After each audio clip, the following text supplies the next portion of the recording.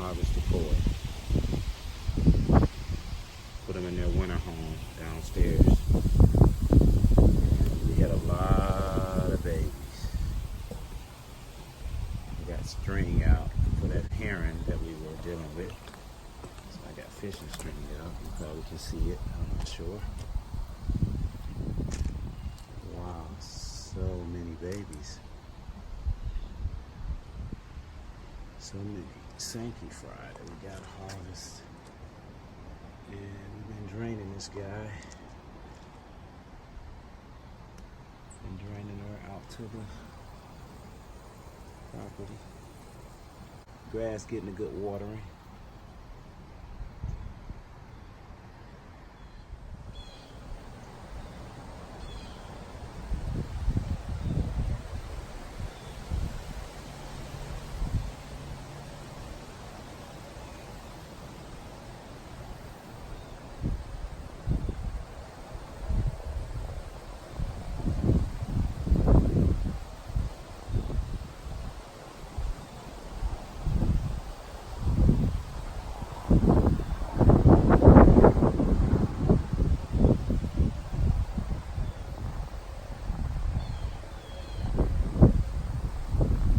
Fishing line you see hanging over the pond, that's to deter the heron from eating the fish because the pond was high. If you can see the watermark, you'll see how high the pond was actually. The pond is 7 foot deep.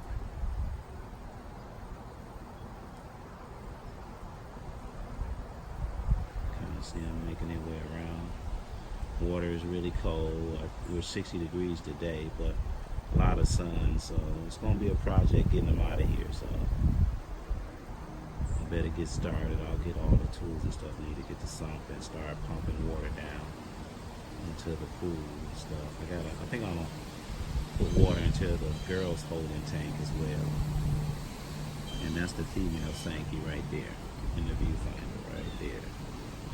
We want to get all these babies. And next to her is a female.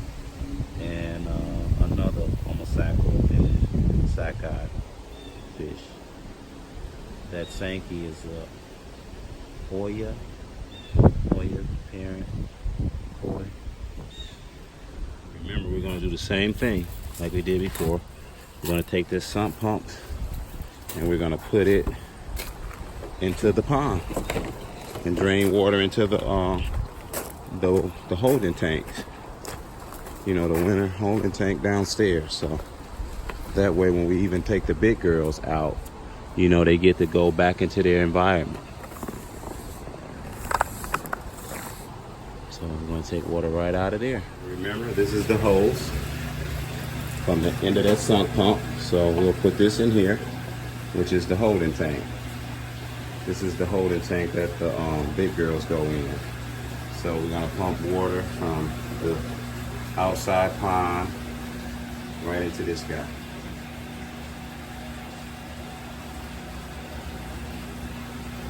And like I said, be mindful.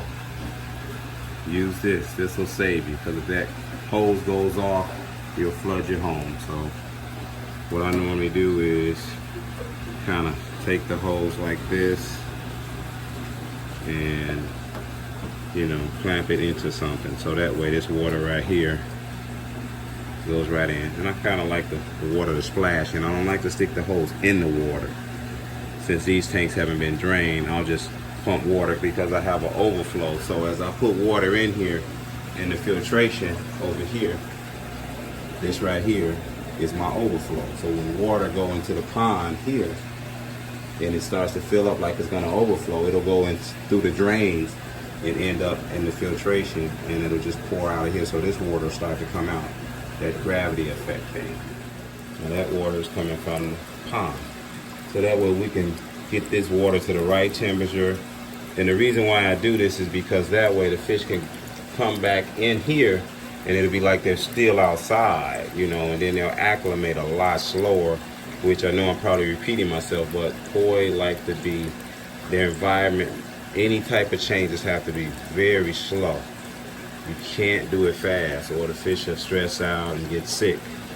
So this way we got this water which is from the 50,000 gallon pond coming into this this tank, this holding tank. I forgot how many. I'm sorry, I forgot how many gallons this thing is. Close to 3,000 gallons. Yeah, close to 3,000 gallons. So you can see as I'm pumping water into this pond, that's the overflow that you remember. Get your tubs and all of your tools together before you start getting fish out there. So, you know, that's very important to have that going on. So we're getting the tubs and everything ready. Your tools, screwdrivers, pliers, scissors, whatever. Your purifier, water, fresh water, gloves. You know, and this is very important. Aeration. You gotta have aeration, especially when you're dealing with those fry. You'll put those fries in a tub, and man, before you turn your head, they'll all be at the top, gulping for air and dying.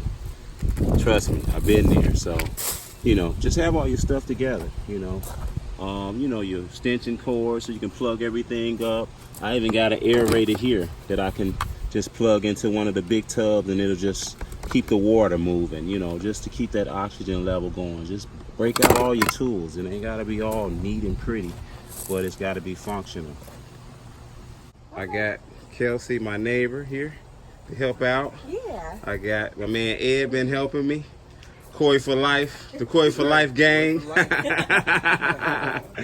So what we decided to do was take this, fill it up with water from there, so that way we can put them in here, and then I can just take them out of here and measure them. So we don't have to just run straight down, up and downstairs. Yeah. So I'll kind of put some water from out of there in here.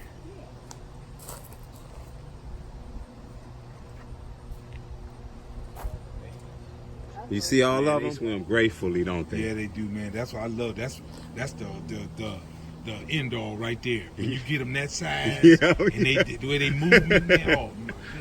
Yeah, the way they move, man, like man. That is just, to me, it's just so that's relaxing. That's the enjoyment. Yeah. That's the enjoyment. And then you learn their characteristics. Yeah, this is really exciting. To see them school up and move around like that. Wow.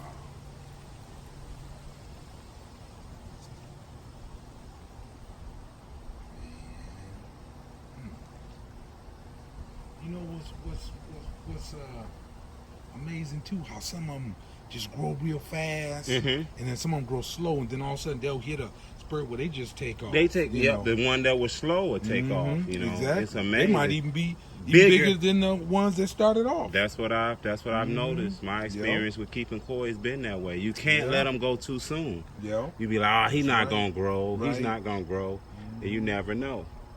Oh man, look at the color on him. He's a big one too. Right there, the black and white one. See him right there? Yep, right there. Yep. Man. Yes. Wow.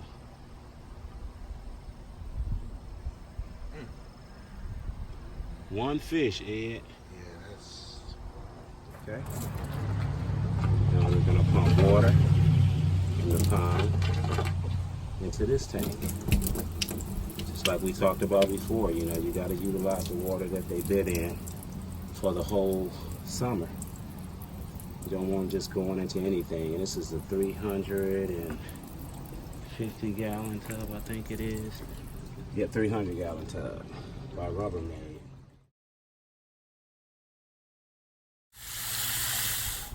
Here. We're about to find out if these waders are waterproof. Here we go. Hopefully they are. I don't want you to get all wet. What you think?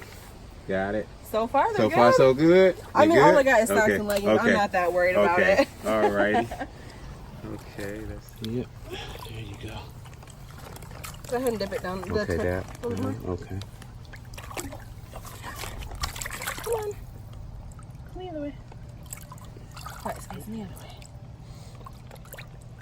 And yep, there you go. Take his head towards the bag. There you go. Right into the bag you go. There we go. Okay.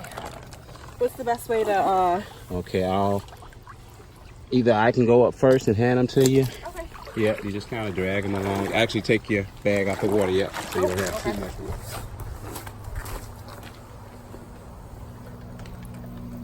Yep.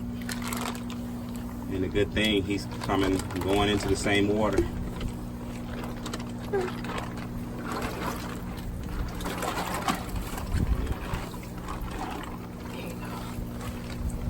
Yeah, there she goes. So we'll just get them all in first, I guess. Sounds good. Yeah, then we'll measure up. Yeah.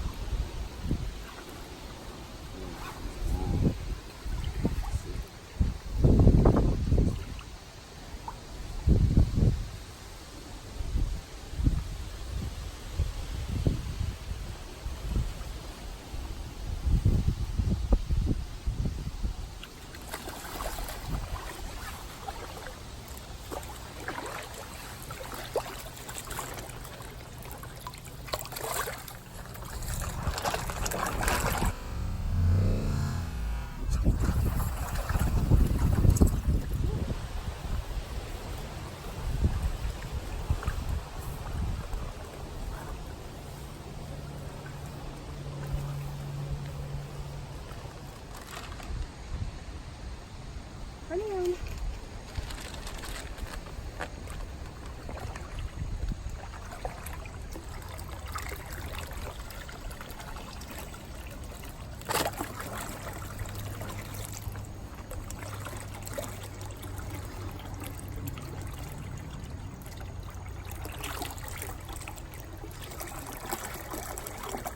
That's the key with the koi, boys. Patience. If it's too heavy, you can let more out now.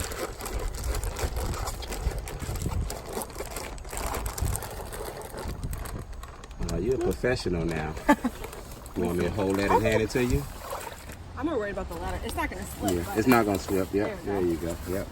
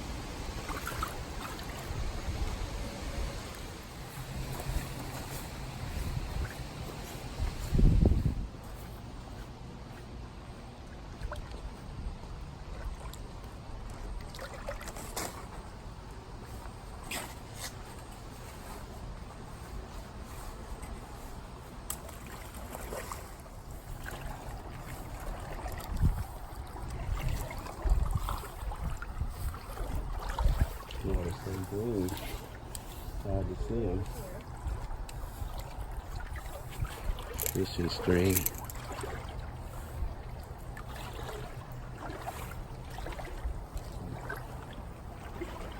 Trying to find those guys.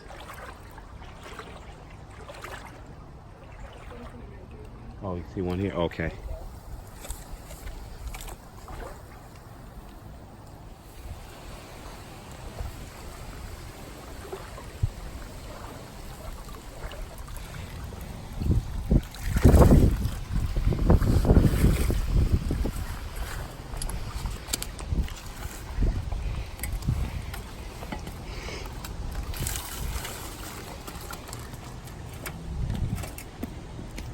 And you kind of want to stretch the bag out so you don't bend it back, like not like this.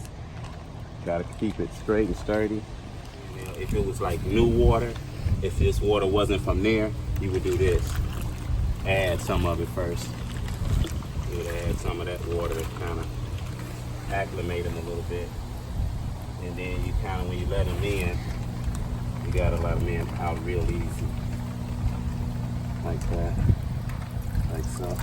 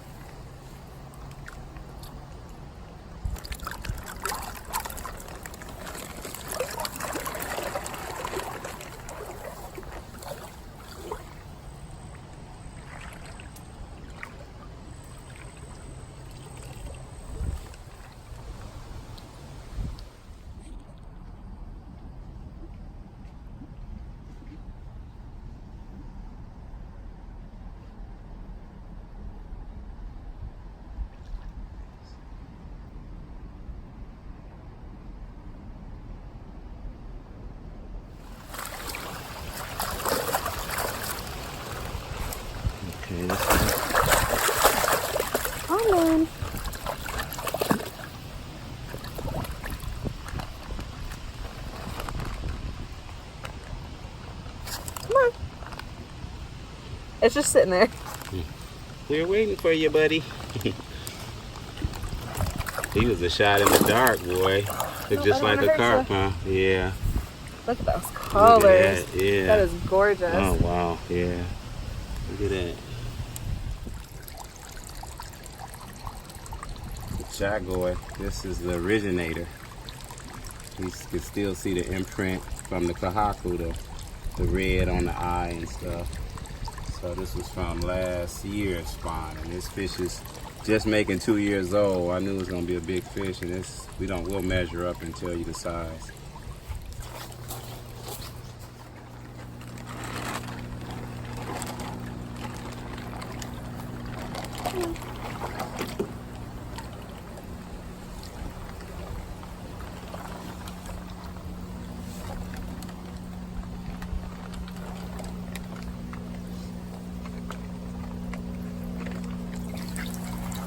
Here's all 9. Have grown tremendously. And it's definitely imperative that you have oxygen. See that oxygen blowing? That is important. These fish will be belly up without it. But these are the big girls. And this was the mom. And this was one of the males. And this was one of the males. And the third male is here, which is Genrin. And we'll look closer at the scalation when we get her in clear water for pictures and photos. And right now, what me and Kelsey did, we put the water from the pond in here. So that way they don't have to be acclimated or anything. It's just, they're in the same water. So that's why if you notice, they're very, very calm. Hey Ryan, remember I was talking to you guys about the Christmas present fish? They came from this dude here. Yeah, to my brother. Yeah, all the time. He know what to get me for Christmas. No, Ryan appreciates koi. He's one of our koi for life buddies too, man. It's my brother from a different mother. Oaked up. Yeah.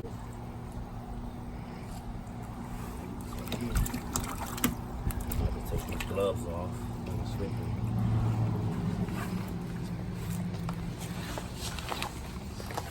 See what size she is.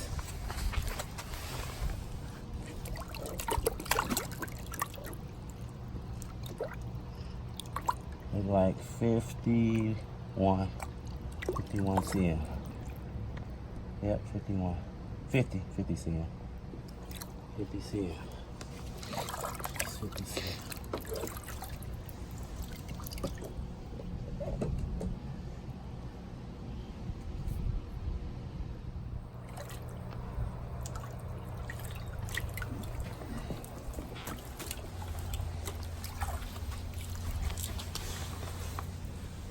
That's a female that I bought from Osaka. This is female, maybe next year. Breed that one. Let's see what size she measures up to.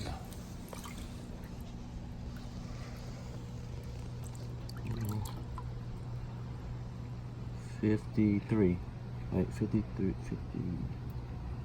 51, well 52. I would say 52 cm. Let me grab this picture.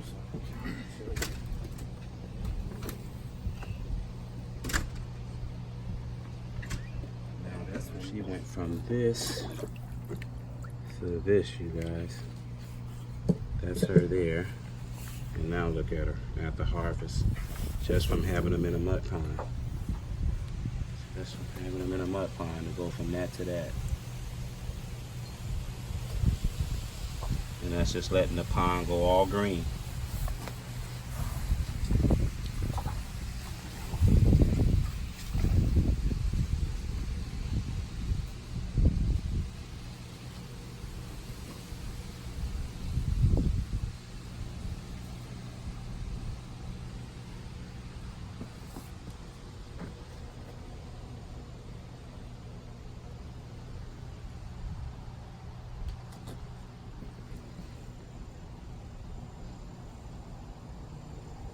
Yes. Okay, Uh-huh. yeah. I had them years before I even came here. Okay. Yeah. And this guy here kept me in the hobby, man. I was crying. I lost all my fish. He was like, G, how can you be G without koi? It ain't the same, you know. So Ryan kept me going, man. When I was about to give it up, I was like, nah, it's over. I had my little pity party. A little pity party and Yeah, back up. that's what one guy told me. He said, you know, you can have your pity party, but you get 5 minutes. Go in the room and cry, do whatever you gotta do, but you only get 5 minutes. Yep. Yep. But yeah, this is what I wanted to explain to everybody, was that if you touch along the gill plates here, and if it's smooth, that indicates female, and also along the pecs, which is here. So if you feel along here and it's smooth, it's an indication of female. And I was talking about some of the merits of a Shiro, which this one is from Osaka, which is you want that step pattern, like the black here, jumping from here to here to here to here. And that memoir you want is what they call it, where the black goes across the face of the fish here.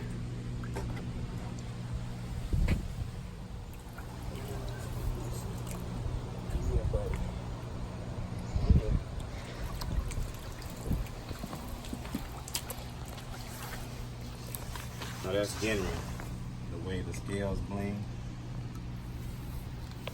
Genry fish, and let's measure up and see. Now that's the male.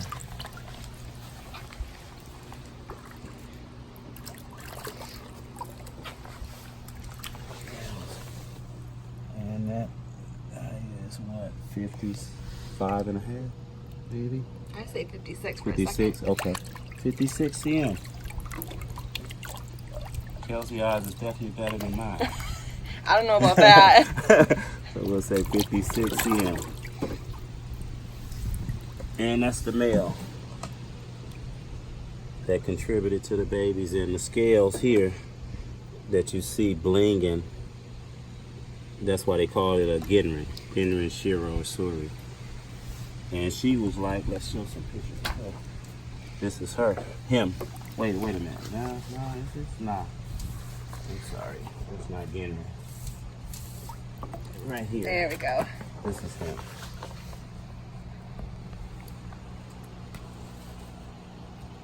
That's how he looks going in.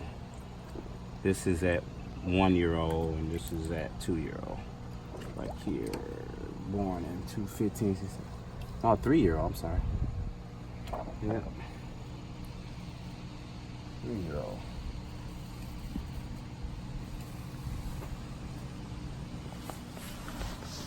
And the males tend to be yellowish, you know, and as they get older, that yellow will turn white, you know, like a bright white. And all of this will probably fill in eventually like an X.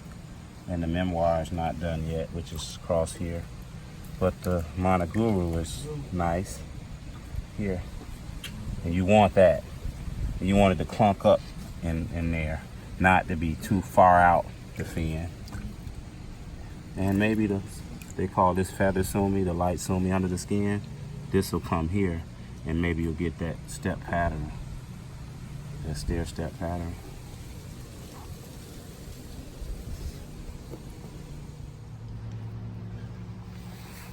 This one measured up 57 cm. This is a male, but a male with a female body, which I bred with this. I bred this fish because I wanted to get the body. Because a lot of times with the male will give off the body, the female to give the color and the skin quality. And it's amazing that this fish is, as they grow, sometimes the black will disappear and come back. See? Oops. See how the sumi, which is what they call the black, is really dark. But since the fish been growing, if you notice, that the sumi is lightened up. lighten up quite a bit. That's because the skin is stretching. Now when she gets inside, she'll turn back really dark. He'll turn back really dark. And the monoguru here is a bit too much. It's got to go in some. But overall, the body and the skin quality is excellent.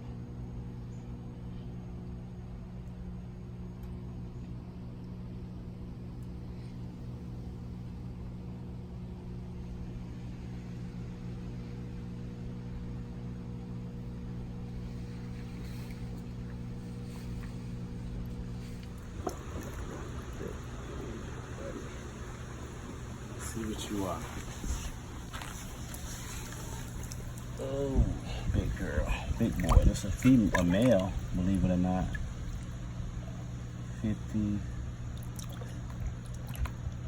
57? 57, yeah? Yeah. 57. Oh, I didn't write this down.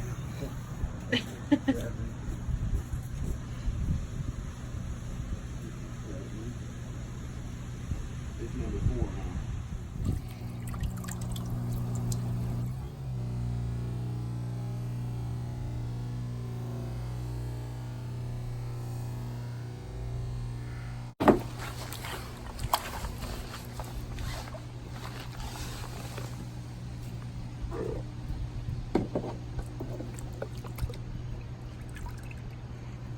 That's good. Male. And as you notice, the monoguru is coming across here and here, which will come in time. And if you notice, the pecs are receding, which is what you want, monoguru. And still a good fish. It had, when I got this fish out last year, it had red on the eyeball, which is a demerit in a shiro. You don't want no red. But as this fish grows, I kind of knew it would go away. So if you notice how the red there is there, but what they call the Benny, and now look, it's not there anymore, which is good. So sometime if you get a shiro and you see a little bit of red, you know, a lot of times you can get a good price. So, but if it's small, you could win in the end, because now the fish is, without the red, is worth double the money. And you got a little bit of, if you notice here, you got a little bit of red there. But it's so light that eventually the white will cover it. It'll never leave, but the white will be over it so you don't see it. And that's how this one looks, and it's improving.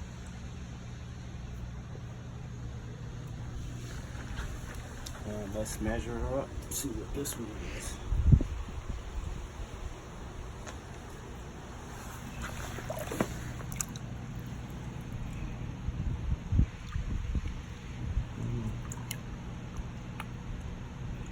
What did you say? 50, I think I think it's 52. 52. One more time. Come on, buddy. I don't want to stress you out. One more. Come on.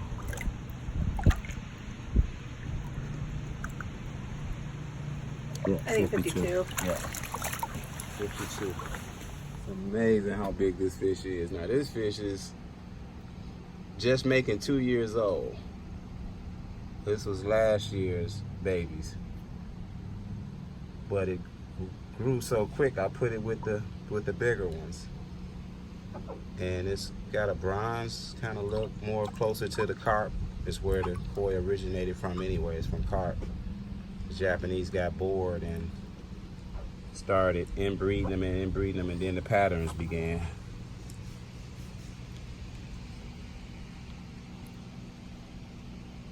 But this one is definitely male.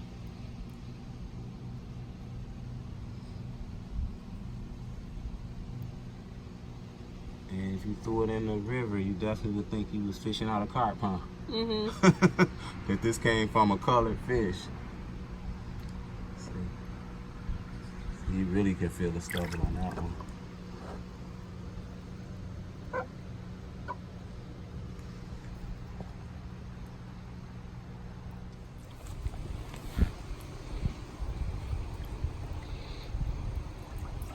And I don't know, I guess you would call this a shagoi or a ghost koi, whatever they want to call it, but to be just making 2-year-old.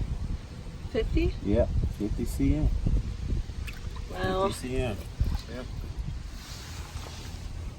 And I just kept this koi. I didn't sell this koi. I just kept this koi because I'm so curious to see how big it gets.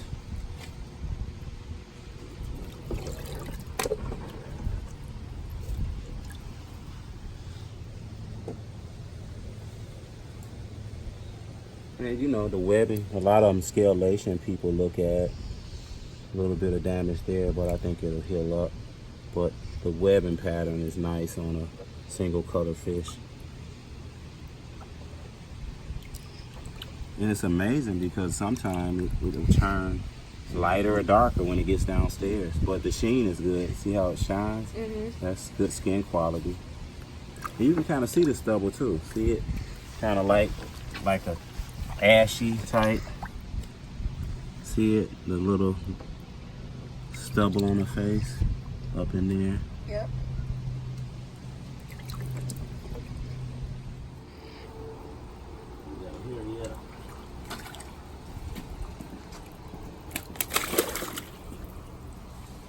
That's Omasako, Kohaku, red and white.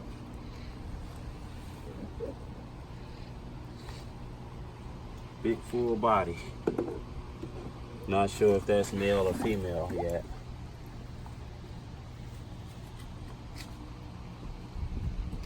And 2-step. What I mean by 2-step, this is 1 step and this is another step, 2-step.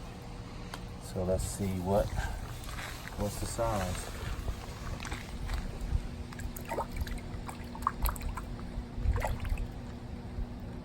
50? 51? 51? 50. 50? 50. 50 cm. And that was this one. Which didn't, you know, Kohakus don't change much. They just get body on them. Get big. Yeah.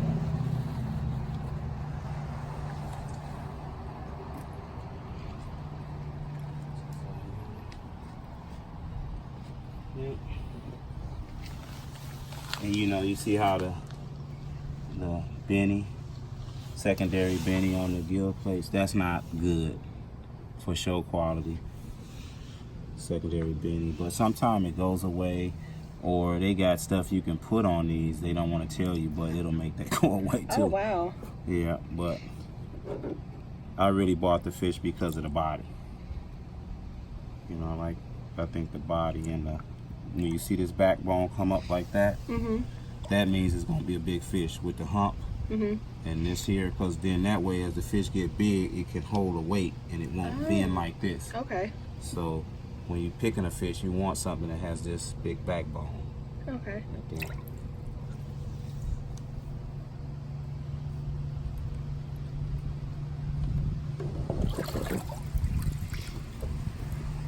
Another Omasako Kohaku. If you notice, see this one doesn't. This is a more, even though the other fish is bigger and everything, but look at this fish. No secondary, benny, nowhere. Everything is clear. This fish is worth like 3 times as much as the one before this, which you wouldn't think. But because of the, see how it's not secondary, no extra red spots or specks or anything. And this happened, she damaged herself, he or she damaged herself. And when you see the scales, see how you see the white in the scales, kind of when it bends, the little white outlines? That's good because that means that the fish has good skin and it's growing. Let's measure them up. I can't really tell if it's male or female yet. But let's see. 40. If you think 40 and a half, 41? 41. 41. Okay. It's the most liveliest one. I don't know.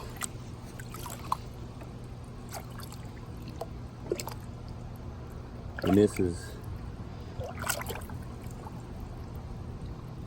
Yeah, I think 41.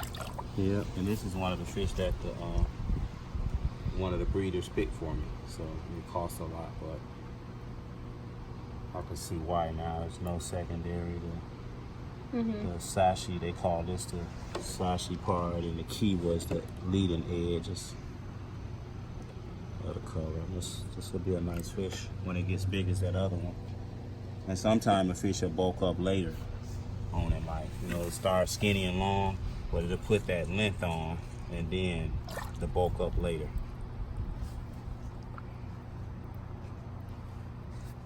Sure. This the one was hard for us to get. See how it goes.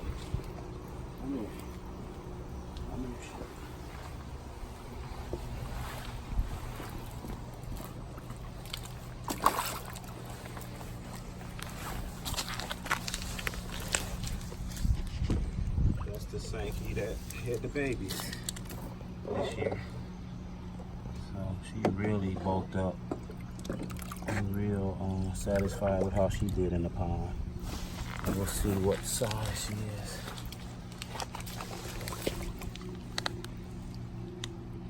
$52.5. Yeah, 52.5. Yeah. Let's do one more time. I think it's 52.5. One more time. One more time, girl. Just be good for me. Yeah, 52.5. See ya.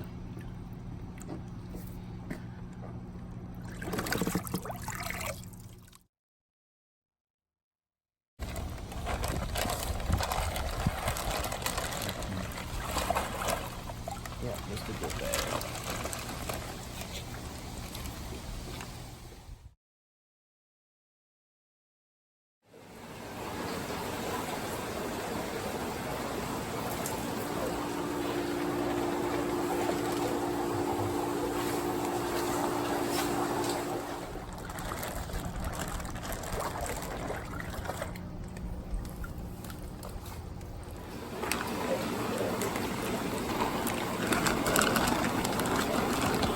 Goes.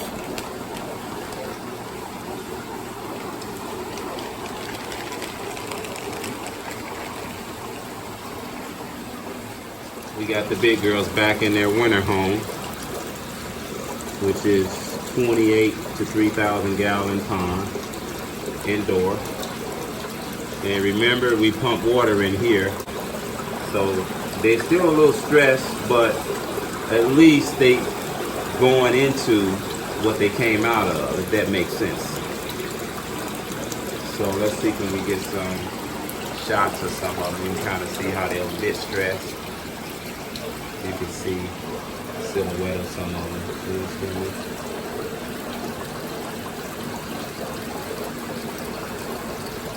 So, and really, when you're doing this too, you should be careful and have somebody watching the fish, because I need to have a net over this, because they have a tendency to jump when they first come in.